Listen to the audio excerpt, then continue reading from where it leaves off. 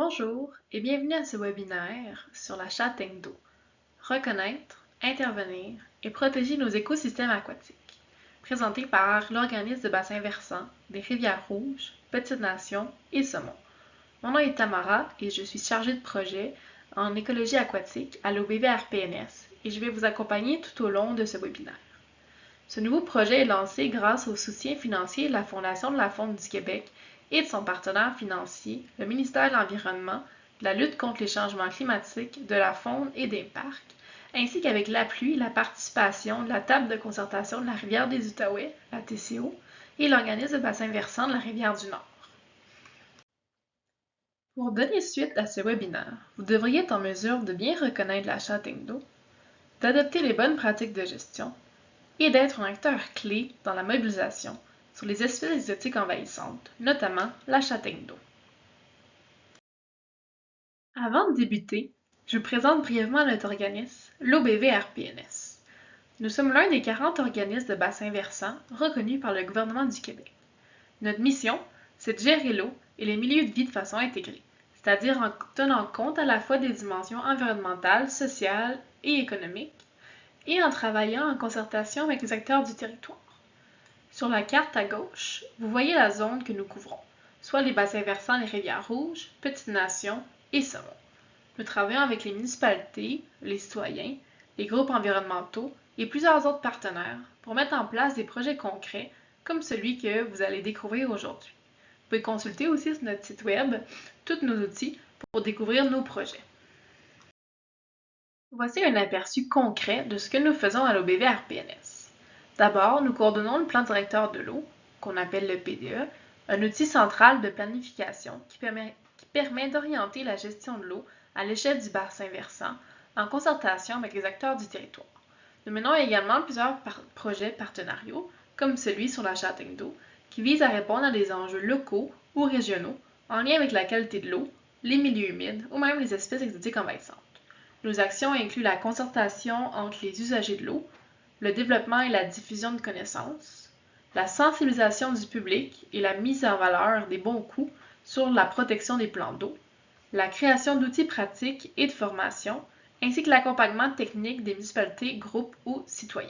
Encore une fois, vous pouvez en découvrir davantage sur nos projets sur le site web. Voici les 4 grands mandats de notre organisme. D'abord, le plan directeur de l'eau. C'est notre outil principal pour coordonner la gestion de l'eau avec les acteurs du territoire. On parle ici de municipalités, d'organismes, d'usagers et aussi de citoyens engagés. Ensuite, la sensibilisation fait partie intégrante de notre travail. On veut faire comprendre l'importance de l'eau et des écosystèmes à tous ceux qui vivent et interagissent avec le territoire. Nous faisons aussi la diffusion de connaissances, que ce soit via des fiches, des webinaires, des rapports, sur nos réseaux sociaux. Notre objectif est de transmettre l'information de façon accessible et utile.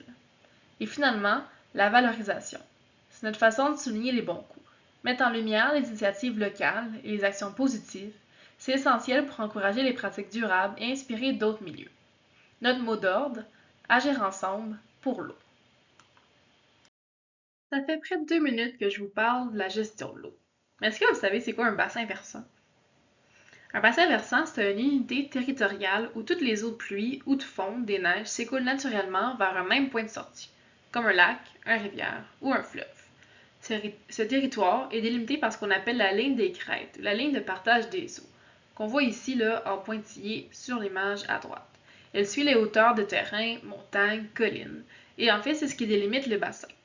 Dans cet exemple, toutes les gouttes de pluie qui tombent dans la zone verte vont éventuellement se rendre dans la même rivière. C'est cette logique naturelle de la circulation de l'eau qui guide la planification de la gestion intégrée par bassin versant. Je vous présente brièvement l'ordre de présentation du webinaire. Nous allons parler de la châtaigne d'eau, pourquoi c'est un problème, comment la reconnaître, comment intervenir, c'est quoi les bonnes pratiques d'arrachage, et aussi les actions sur le territoire qui sont menées par l'OBV-RPNS. Nous allons terminer avec une conclusion et l'appel à la vigilance.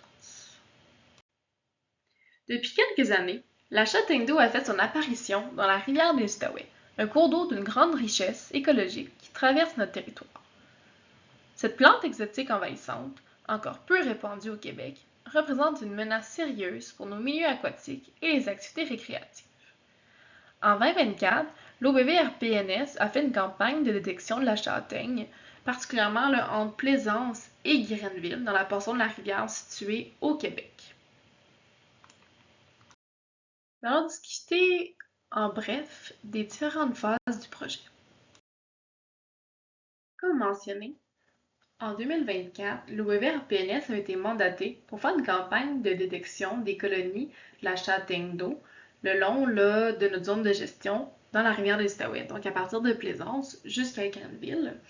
Et en fait, suite à cette campagne de détection, nous avons établi là, 2 colonies, donc une observation ponctuelle à Grenville, et nous avons ensuite établi une colonie là, en grande quantité qu'on a trouvée dans une baie qui se localise là, près de Grenville-sur-la-Rouge et aussi de Brownsburg.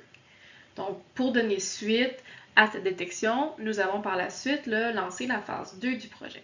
Faut pas oublier non plus que tout au long de la phase 1, nous avons aussi fait de la sensibilisation locale auprès de nos citoyens et partenaires. Nous avons produit divers outils pour la détection et la sensibilisation qui sont disponibles sur notre site web. Pour la phase 2, donc suite à la détection de la châtaigne d'eau dans le secteur de Grenville, on a fait une demande à la Fondation de la faune du Québec pour procéder là, à un arrachage manuel dans le secteur critique, donc dans la baie où on a découvert là, la plus grande densité de châtaigne d'eau. Vous avez une photo ici à la gauche là, d'une petite section de la baie où on peut voir là, la châtaigne parmi les nuliformes. Donc cet été 2025, nous allons procéder à l'arrachage manuel et sur les 3 prochaines années, nous allons faire un suivi écologique régulier. Donc venir faire un retour au site pour procéder à l'arrachage continu et voir un peu les répercussions de notre travail sur le milieu.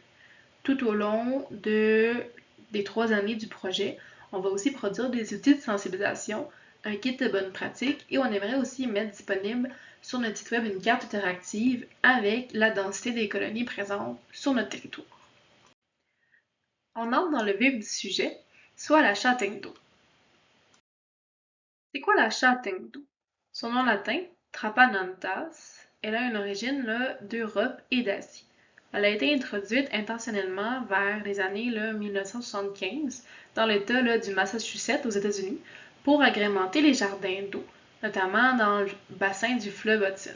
À l'époque, ces feuilles flottantes en rosette, ces fleurs blanches, étaient considérées comme esthétiques. On ne connaissait pas encore bien les risques écologiques associés à la plante.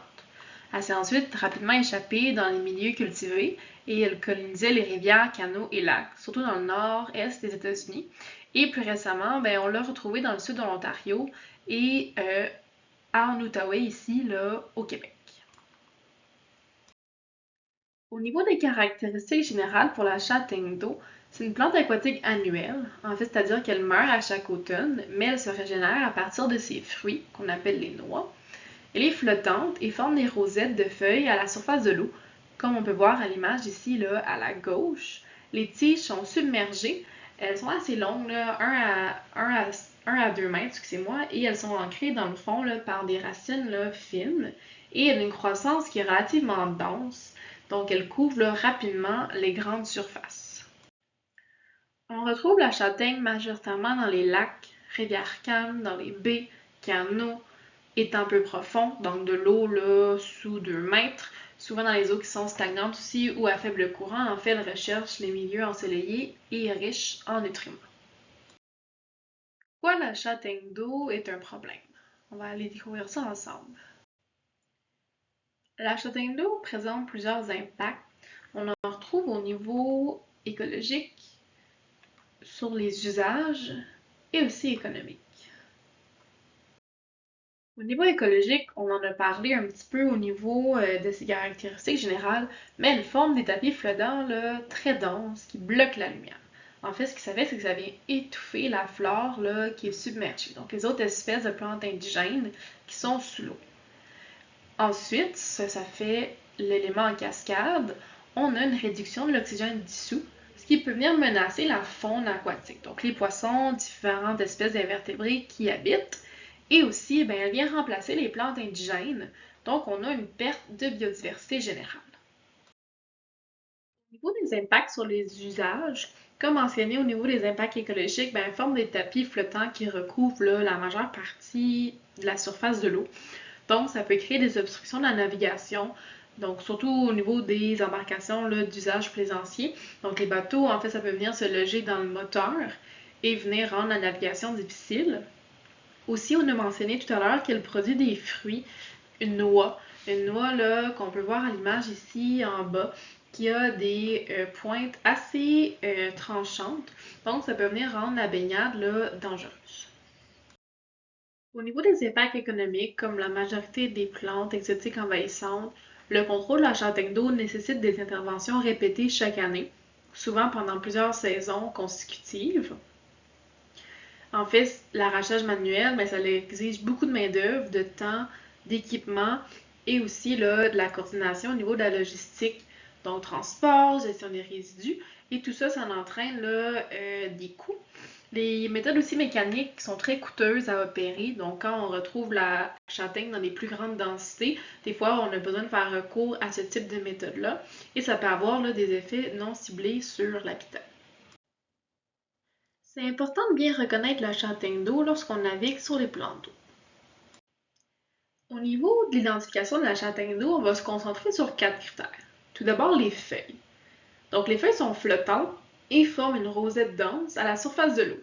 La caractéristique clé ici, c'est la feuille en forme de losange et elle est bordée aussi de petites dents. Au niveau de la tige, les tiges sont assez minces, flexibles et peuvent atteindre jusqu'à 5 mètres de long. Elles peuvent se ramifier et aussi là, ancrer les rosettes flottantes au fond par un système racinaire. Au niveau de la fleur, elles sont petites, blanches et solitaires et elles sont vraiment portées à l'aisselle des feuilles flottantes et elle est composée de 4 pétales triangulaires. La floraison au Québec, habituellement, on va l'apercevoir de juillet à août. Elle va ensuite produire les fruits. Donc, c'est les fameux fruits noirs, là, les noix qu'on appelle à 4 pointes. Ils sont environ là, de 3 cm de largeur. On peut en voir aussi des plus grosses, dépendamment vraiment de la taille de la rosette. Et en fait, ce qui se passe, c'est que les noix, elles vont couler après avoir flotté et elles peuvent rester viables pendant plusieurs années. C'est les fameuses pointes là, dangereuses que je vous mentionnais plus tôt. Une fois qu'on a appris à bien reconnaître la châtaigne d'eau, comment on peut intervenir efficacement? Premièrement, on doit cibler la période d'intervention. Ici, on va prioriser une intervention avant la milieu. Mais pourquoi? En fait, on doit se fier sur le cycle de reproduction de la châtaigne d'eau. Comme mentionné au début, la châtaigne d'eau, c'est une plante qui est annuelle. Elle meurt à chaque automne, mais elle va se régénérer à partir de ses fruits au printemps suivant. Chaque plant peut produire jusqu'à 15 à 20 noix qui tombent au fond de l'eau en fin d'été. Et ces noix, en fait, elles sont extrêmement résistantes. Selon la littérature, au Québec encore, c'est inconnu, mais elles peuvent rester viables jusqu'à 12 ans dans les sédiments en dormance. Une seule noix qui est oubliée, en fait, ça peut relancer l'infestation plusieurs années plus tard. Donc, c'est vraiment important. Comme je mentionnais, un plant peut produire 15 à 20 noix. Donc, d'année en année, on peut voir que la courbe ici est vraiment exponentielle. Donc, c'est très important là, de cibler l'intervention avant la mi-août. Donc, au niveau de la fenêtre d'intervention, on a mentionné que les fleurs apparaissent généralement entre juillet et le début août, et c'est suivi rapidement par la formation des fruits. La maturation des noix va débuter vers la mi-août, et tout de suite après, c'est à ce moment-là qu'elles vont tomber dans le fond. Donc, arrachées après la mi-août, mais augmente considérablement le risque de dispersion des noix dans le milieu, et donc une floraison à l'année prochaine. Donc, en pratique, on va essayer de planifier les opérations d'arrachage entre la fin juin et le début août. On va aussi venir visiter les sites régulièrement pour détecter, donc voir s'il y a la présence de fleurs. Et on va aussi privilégier les arrachages par temps calme pour éviter que les fragments se dispersent ou que les noix qui sont encore au niveau là, flottant vont se disperser ailleurs. Au niveau des méthodes de contrôle, en fait, qu'est-ce qui se passe présentement au Québec? On en retrouve deux. On a l'arrachage manuel, qui est la méthode qui est privilégiée. Donc, elle est particulièrement efficace pour les colonies de petite ou de moyenne taille. Donc, on doit vraiment faire un arrachage complet Donc la feuille, la tige et les racines. Faire attention vraiment de ne pas laisser de fragments ni même de noix. Et lorsqu'on se retrouve dans des colonies qui sont denses, on doit souvent faire appel à l'arrachage mécanique ou au faucardage qu'on appelle. Donc, comme je disais, c'est un petit peu plus coûteux et risqué, mais parfois c'est nécessaire. Je vous présente ici un schéma avec l'équipement recommandé lorsqu'on fait de l'arrachage manuel. Donc, c'est ce que nous, on priorise ici à l'OPV RPNS. Donc, on a besoin des gants qui sont assez robustes. Comme mentionné, le fruit est dur et pointu. On peut avoir des filets, des pinces, et on veut vraiment faire une extraction, faire attention de ne pas remuer le fond. On peut avoir des contenants pour venir ensuite de ça mettre nos résidus de plantes. Et on suggère de faire l'arrachage soit en kayak ou en canot. C'est beaucoup plus facile d'être au niveau vraiment à la surface de l'eau pour faire l'arrachage et en fait sans utiliser un moteur, on évite vraiment de venir fragmenter la plante. On doit aussi porter une attention au cadre légal lorsqu'on veut planifier une intervention. Donc, toute intervention dans un plan d'eau ou milieu humide est encadrée par la loi. Donc, avant d'entreprendre l'arrachage de la châtaigne d'eau, c'est essentiel de vérifier s'il y a des autorisations qui sont requises. Donc, dépendamment de l'ampleur de la situation, il peut y avoir un certificat d'autorisation qui est exigé. Donc, au niveau de la nature des travaux, donc dépendamment de quel type, quelle méthode d'arrachage qu'on va utiliser, si on utilise de l'embarcation ou non, et la méthode dont on va composter les résidus végétaux, ça peut entraîner une autorisation. Et aussi au niveau de la localisation du site. Donc, si on se retrouve dans un milieu humide ou le long de littoral, dans les habitats, par exemple, fauniques, on doit faire appel au cadre légal. Donc, afin d'intervenir en conformité, je vous ai mis ici un lien qui va vous permettre de venir consulter les autorités compétentes. Donc, on parle ici du ministère de l'Environnement, de la lutte contre les changements climatiques, de la faune et des parcs. Donc, pour une intervention en milieu hydrique ou humide, vous avez le lien ici. C'est aussi important des fois de consulter la municipalité locale. Donc, il y a certaines municipalités au Québec qui imposent leurs propres conditions ou ils exigent une déclaration. Et aussi, vous pouvez toujours vous rassembler et discuter avec votre organisme de bassin versant qui peut vous fournir un appui technique et logistique. Habituellement, ces organismes-là ils ont une bonne connaissance du territoire et ils peuvent vous soutenir lors de vos démarches. Il ne faut pas non plus oublier la gestion de la faune. Certaines interventions peuvent affecter l'habitat du poisson ou d'autres espèces fauniques sensibles. Il y a des règles spécifiques qui s'appliquent en vertu de la loi sur la conservation et la mise en valeur de la faune. Donc, il est parfois nécessaire d'obtenir un avis de non-contravention, de respecter une fenêtre de travail autorisée. J'ai mis le lien directement ici sur le site du gouvernement qui traite ces interventions-là. Et vous pouvez faire une demande directement en ligne lorsqu'on veut faire des travaux d'arrachage sur la châtaigne. On va maintenant discuter des bonnes pratiques d'arrachage et la prévention. Au niveau des mesures préventives, c'est important de jamais semer, planter ou transporter la châtaigne d'eau. On vous demande aussi d'éviter les zones infestées. Lors de vos activités nautiques, comme mentionné, la plante, elle peut se loger dans les moteurs et vous avez la chance de la propager dans un autre plan d'eau. C'est important aussi en général de jamais rejeter dans la nature des résidus du jardin d'eau ou même d'aquarium. Je parle pas juste de plantes, je parle aussi de poissons et même l'eau. Et c'est important aussi de privilégier les plantes indigènes lorsqu'on fait de l'aménagement, ça dans des jardins d'eau, mais aussi quand on parle de plantes exotiques envahissantes terrestres dans les jardins, là aussi sur notre terrain. Lorsqu'on se promène d'un plan d'eau à l'autre, c'est important de nettoyer, vider et sécher toute embarcation, remorque, pagaie, en fait tout le matériel qu'on va utiliser. C'est recommandé aussi de faire un rinçage à haute pression ou à eau chaude. Donc, il y a plusieurs stations de lavage qui se retrouvent sur le territoire. Vous pouvez demander des informations auprès de vos municipalités ou directement au gouvernement, mais c'est important, c'est quelque chose qui est beaucoup sensibilisé maintenant auprès des acteurs sur le territoire. En fait, ce que ça nous permet, c'est vraiment d'éviter la contamination croisée d'un plan d'eau à un autre. Lorsqu'on entre en contact avec la châtaigne d'eau, ou même suite à les activités d'arrachage, c'est important de faire une bonne gestion des résidus végétaux.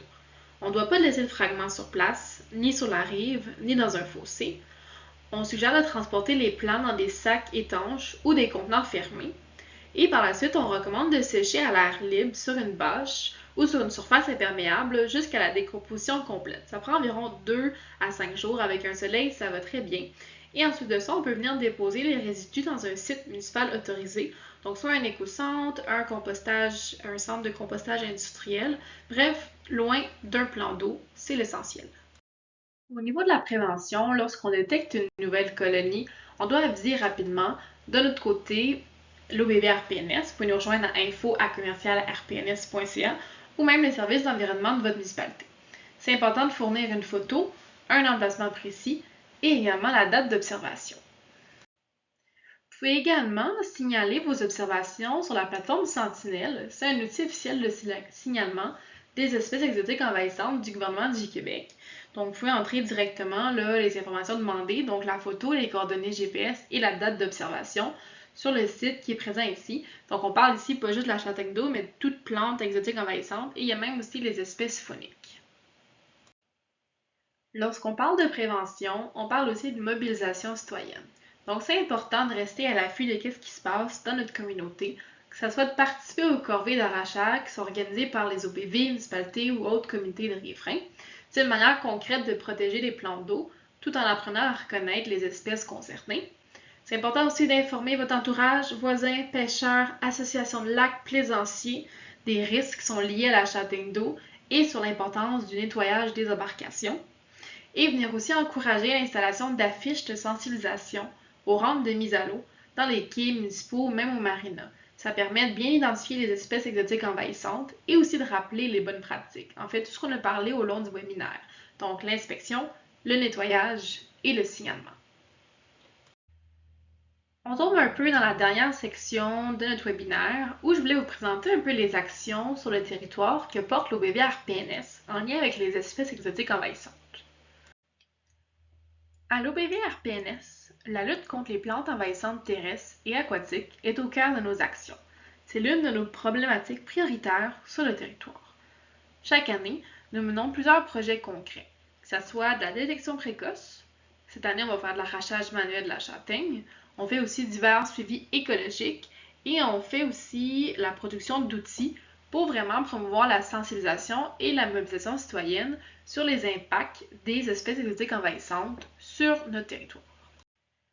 Au cours des derniers mois, nous avons développé une banque d'outils pratiques pour vous soutenir dans vos démarches. On a fait des fiches d'identification, des guides de bonnes pratiques. On a aussi développé des cartes interactives sur différentes plantes et aussi on produit des webinaires et des capsules vidéo.